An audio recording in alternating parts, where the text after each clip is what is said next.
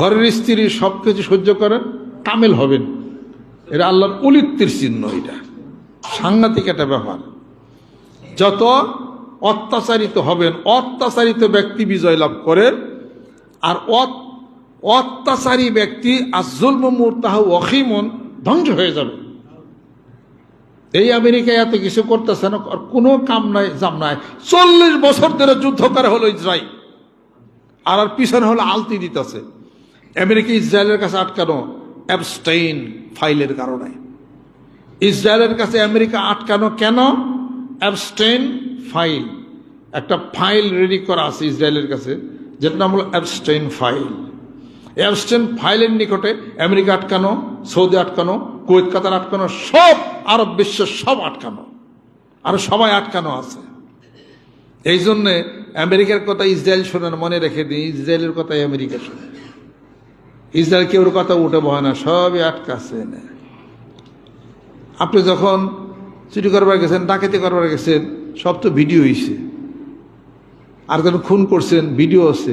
সেই ভিডিও যে কেউর কাছে থাকে, কি কই ভাই বেশি বাড়াবাড়ি করছেন, ভিডিও প্রকাশ করে দিন। কথা খেয়াল করছেন?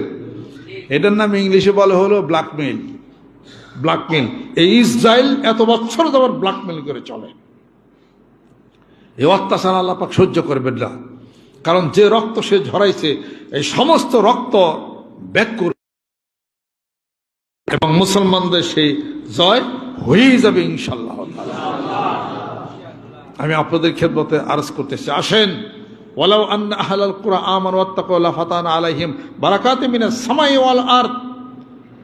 আল্লাহর প্রতি ঈমান আনেন, আল্লাহ রাসূলকে মহব্বত করেন, ভালোবাসেন, আল্লাহকে বিশ্বাস করেন, তাহলে পরে আল্লাহ পাক আসমান জমিনের সমস্ত বরকত আল্লাহ পাক নাজিল করে দিবেন। কোনো মানুষকে ভয় না, ভয় কারে? কোনো দেশকে ভয় না, ভয় কারে? এই ঈমান মজবুত করার জন্য আল্লাহর জিকির হলো দরকার এবং প্রয়োজন। কলবের মধ্যে আল্লাহর জিকিরের প্রচন্ড গতি যখন আসবে, ইনশাআল্লাহ তাআলা বরকত আসা শুরু করবে। জোরে বলেন সুবহানাল্লাহ। কয় আমার ভাই তো খাইবার নাই, এই কথা হলো মিথ্যা কথা। এটা